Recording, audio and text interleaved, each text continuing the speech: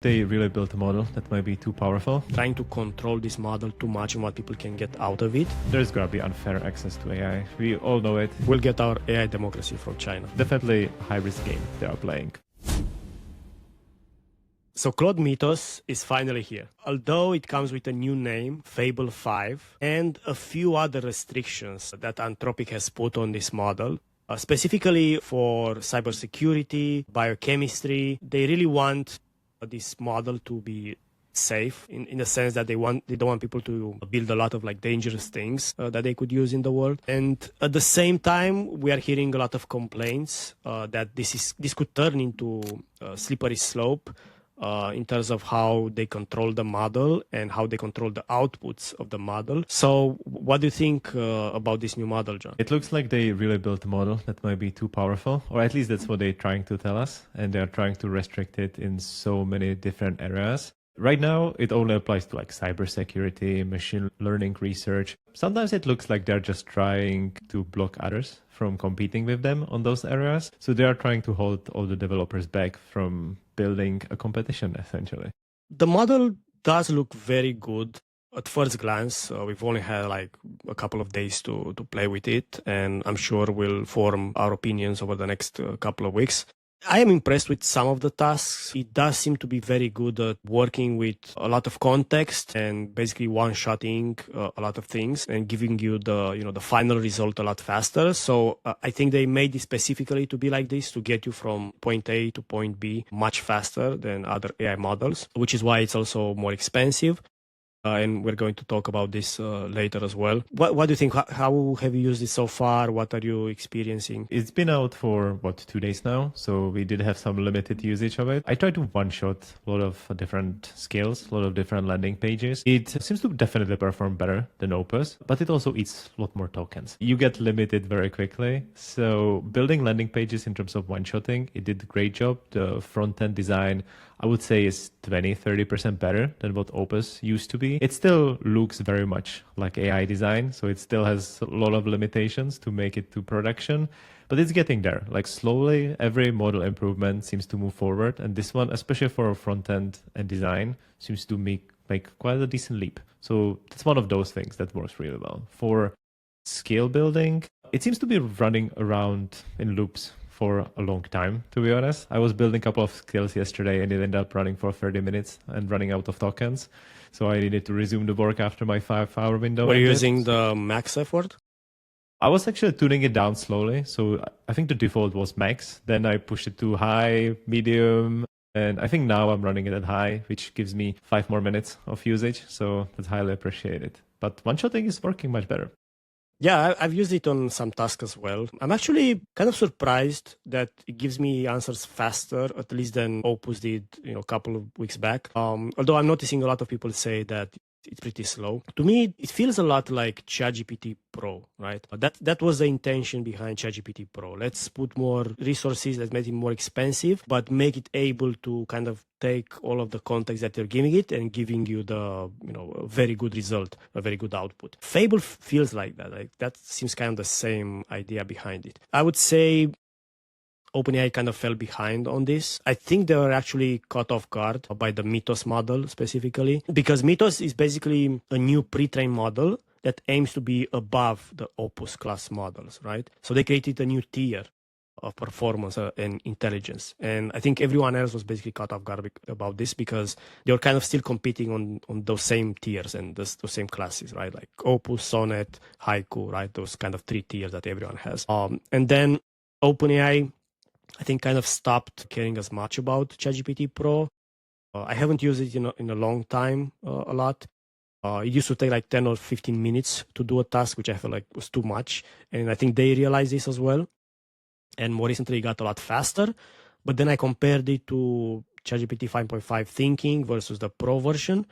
And actually thought Thinking gave me a bit better results. So there was no point to using the Pro version, right?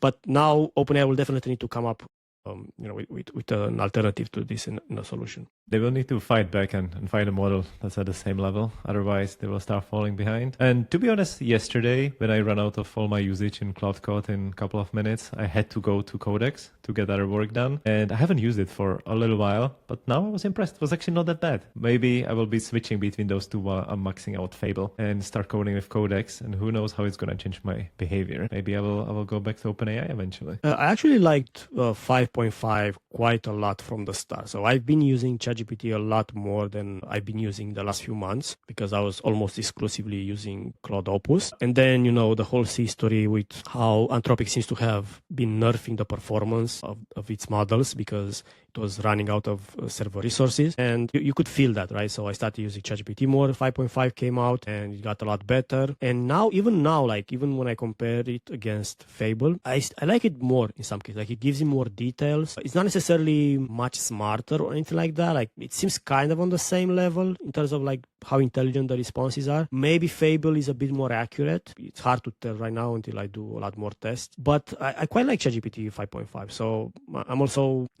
have high expectations for 5.6 or however the new model will be called, especially if it's a lot version cheaper. 6 finally. They need to release a whole new tier of models. Yeah, from the rumors I've seen so far, ChatGPT 6.0 might be a new pre-trained model and 5.6 might not be, but it should still give us major improvements, right, in performance and intelligence. I think it was actually supposed to come out today, but now maybe it'll take a few days to reevaluate. They need to rerun the benchmarks to get better results, so they are not second place in everything.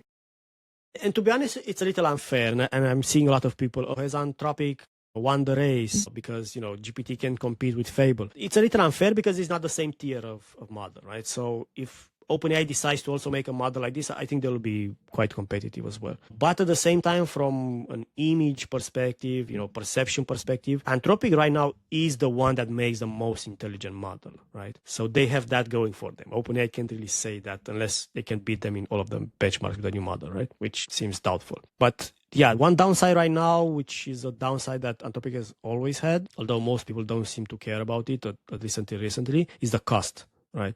So Anthropic models have always been more expensive than the competitors, at least double or more. And Fable continues to double again the cost of Opus. They're even taking it out of the subscription. So they're only allowing the usage of it in the subscriptions until June 22 this month. And after that, it seems that they will only enable like enterprise level, per token usage pricing. What do you think about this? Do you think people will continue to use it once it switches to that? Or the cost seems to be a big issue with those models. Because you can see it from the subscription right now. When you run out of your usage in one prompt and 5 minutes, like it's not sustainable for any heavy workloads. So it seems like they really want to point people to start API usage billing and pay for every single token. But as we can see from even the big enterprises, it's not the most sustainable model because then you burn through so many tokens and so much usage so quickly that it's not really sustainable. Like I checked my Cloud Code usage from the last month. I would spend over $3,000 on tokens if I was at API usage. I can do it for $200 subscription. So I take that deal every day of the year. But if I had to pay per token, you would really need to look at it and start thinking differently for your use cases. And it's gonna just throttle your usage, and you might end up going to instead of Cloud Code, going to Codex and switching providers. I've had the same happening with Cursor before when they started like imposing quite strict limits on their usage. I just stopped using Cursor and switched to Cloud Code and never came back. So it's definitely a high risk game they are playing with API usage billing. Yeah, and we recently just made another episode on how Microsoft and Uber are significantly limiting how much each employee can get in terms of credits for AI usage. And I think that's going to be a trend, right? Like this will not stop. More companies will realize, what are we spending all of this money for? Maybe we should just hire more people instead of just sending all of the money to Anthropic and OpenAI. I think they really want companies to think about like price per outcome instead of price per token. So whatever outcome they get out of it, is it more valuable than what you put in? I know there was that example with Stripe rebuilding some of their code base in 1 day instead of 2 months, which would take them normally. So even with cost, maybe it was the same cost, like having a bunch of employees working on it, but you save the time. And in business, time is usually even more valuable than the actual money you spend. So if you can get there faster, you can beat your competitors, and its biggest advantage. They are trying to position it in that way. That maybe it's more expensive than hiring people, but you get there faster. It does look like that's how they thought about Fable or Mythos, right? They wanted to get you to that outcome, a good outcome, as fast as possible and build something you actually want, right? I think we need more testing for that to see if it actually happens and if the ROI is actually there. And maybe we learn that Anthropic is actually on the right side of history on this. So right now, a lot of companies are just, token maxing and, using AI for whatever, who knows what for, they don't really get much out of it. But if it's going to be a lot easier and a lot more obvious to see the results you get from it, like that are immediately applicable to the business, then it will be worth it, right? So people will think, oh yeah, maybe we should spend 5K, 10K, per employee every month. If that's the kind of thing we are going to see. I think we're still kind of in a transition period. So I think Anthropic still has to prove this. It's a theory. So they really need to make sure it works that way. Also, it might be challenging with having a team of 50 people. How many of them can use the model so efficiently that it provides ROI? So maybe humans will be the bottleneck at the end of the day. And we will have like very capable models that are very expensive. And if you use it poorly, you're just burning tokens. If you are the expert in prompting it and running all the loops and everything, you're going to be the one on your team who can provide ROI. And then it changes all the economics and everything about how we run companies. Actually, so people talk about this. So like in their company, some people could do some great things with Fable already, while others didn't really know what to do with it. Like they couldn't get anything different than the other models. And that's because they don't have, the proper goal. So Fable seems really good for really complex work, really complex tasks, and to get you that complex outcome in like one shot or fewer shots. But if you don't have like a vision for that, you won't get much out of it. Humans might end up being the bottleneck at the end of the day. So sad to say it, but maybe that's gonna be the ultimate outcome. But we are still far from that, and maybe the next generation of the models will be the one who actually shifts all these dynamics in businesses. And because of that, like even for myself, right now I plan to use it maybe 10% of the time compared to other models, whether it's from Anthropic or OpenAI or others, only for like high impact, very strategic task with a lot of context that I need to evaluate and analyze at once. So that sort of thing, I think I will use Fable for. But for everything else, I'll probably continue to use Opus or GPT 5.5. Yeah, I mean, you need to be very selective and delegate to the right model. I guess that's going to be one of the biggest differentiators moving forward, when you actually can make the right decisions of what's the lowest tier of a model that you can use for a certain task.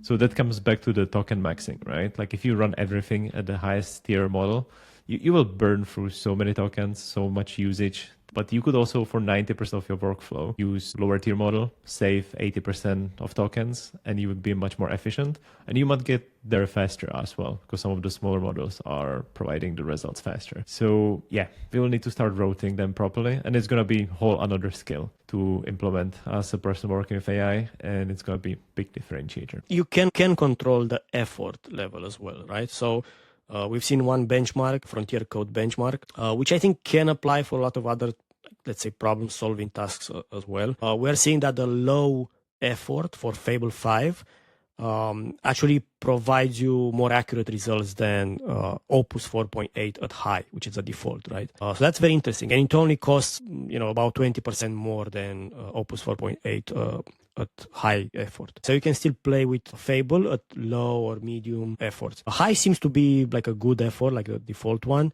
X high also seems to be like the best value one. And max, I guess, only for very specific, extremely complex that you may want to use it for. You need to be selective, because if you run 15 agents at once with Fable 5, like there goes your usage in 10 seconds. Or if you're at API building, there goes your whole yearly budget in half an hour. We've also seen in the vending benchmark, which is one of our favorite benchmarks here, that basically compares different AI models, how good they are at running a vending machine as a business, basically over a long period of time in a simulation, of course.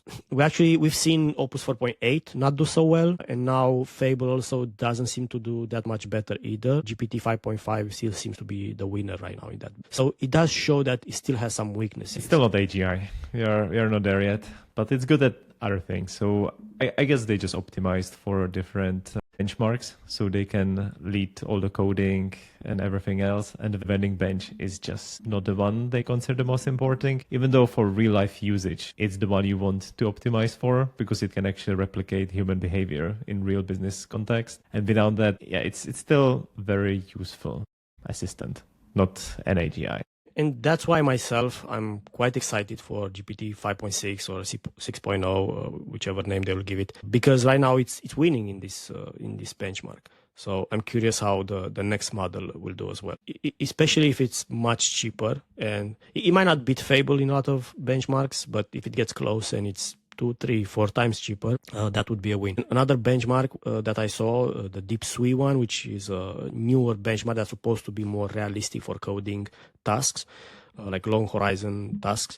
It seems that Fable is on average more expensive. Going back to this discussion we had, like if we are actually getting higher ROI because it's doing things faster or better. But that benchmark, and it's a synthetic benchmark, right? You can't really control for all real life situations. But the cost seems to be a bit higher and the results seem to be like the same, or the time in which it completes the work seems to be about the same on average. And GPT 5.5 is actually like significantly better, like in terms of cost, like almost 3 times cheaper, and finishes the task in half the time. So again, these are all different types of benchmarks. None of them account for the real world, very accurately. But it's interesting to see something. We will need to see all these other labs to catch up and build models that can push Anthropic to a little bit lower billing, because we need more usage out of our cloud code. And finally, probably the biggest criticism Fable has had so far, and Anthropic, because they are trying to control this model too much and what people can get out of it. And people are even, warning that,